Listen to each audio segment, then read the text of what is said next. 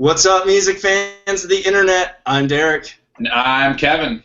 And together we are last week's album. We're talking about good music. But before we go any further, we're going to start things off like we always do, drinking a beer. Cheers, Kevin. Everyone at home? Cheers, Derek, and everyone at home.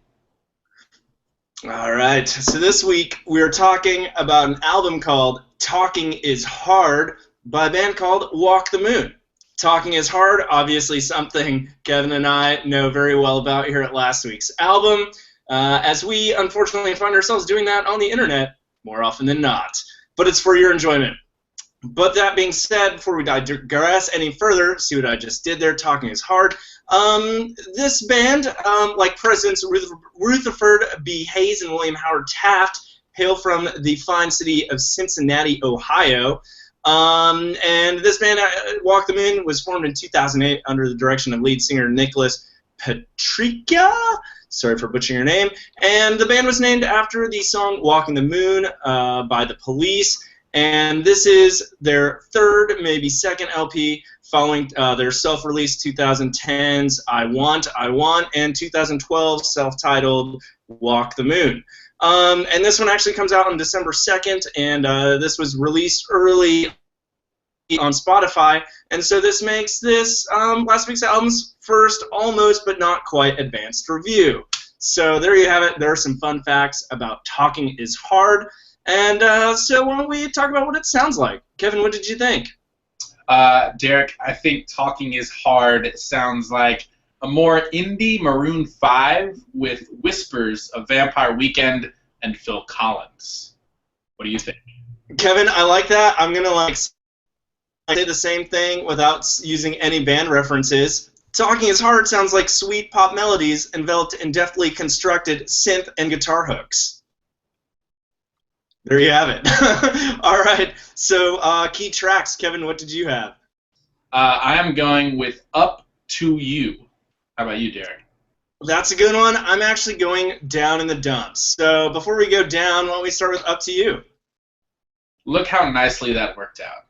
We couldn't plan that. We couldn't have. So yeah, it's called Up to You, as in the number 2, and the letter U.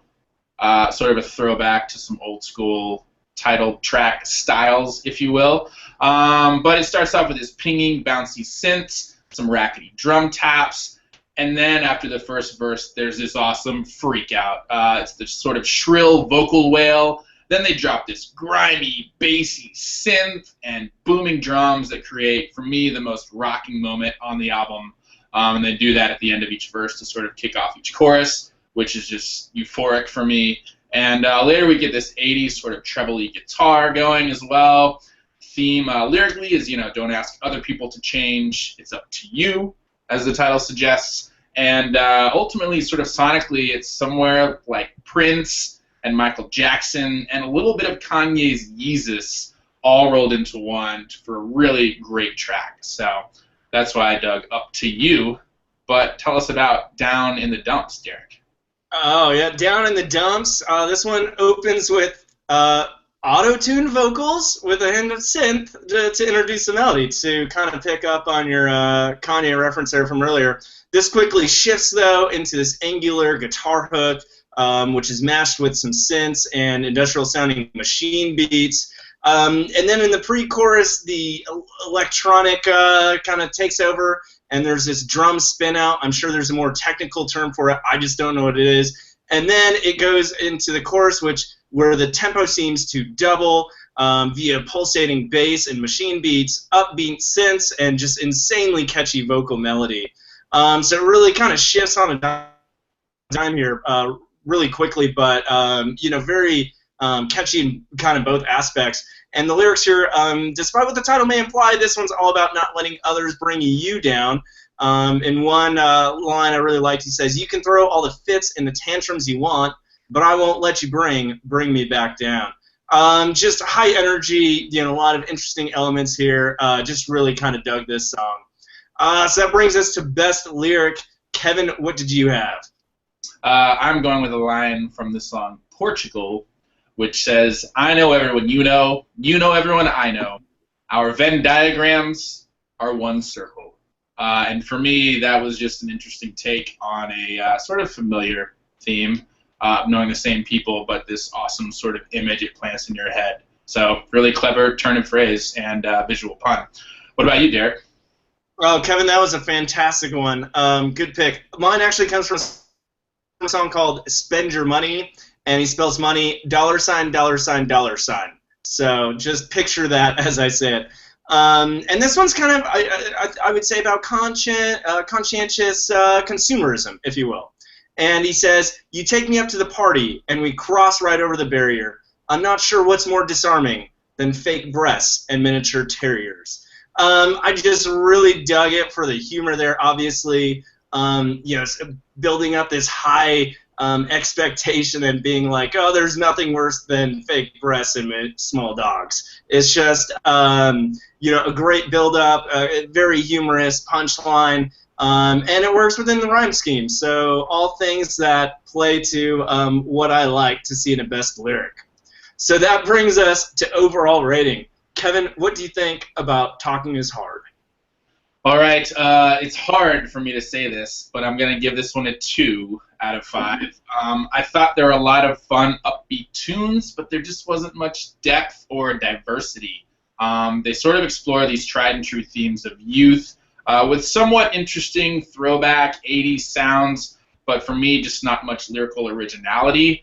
Which makes the album title sort of painfully ironic because they're really not saying anything that hasn't been said before. I really wanted to like this album. I really liked their last album. This one just didn't do anything new for me. I think it makes a good party album. It's probably not going to change your life. It's not bad. It's just kind of boring. But what did you think, Derek? Kevin, excuse me, I think I'm giving this a begrudging 3. A lot of the detriments, if you will, you just mentioned really kind of echoed a lot of thoughts I had. The high points I thought were very strong, but a lot of the other parts just seemed to meander somewhat aimlessly. Some parts felt a little overly produced. For example, as I mentioned, Down in the Dumps, it goes on one part sounding like the Strokes, and 1 minute you're at the dance club. And I was like, how did we get to the dance club? I thought we were watching the Strokes. Another example, Work This Body. I don't even really need to say anymore.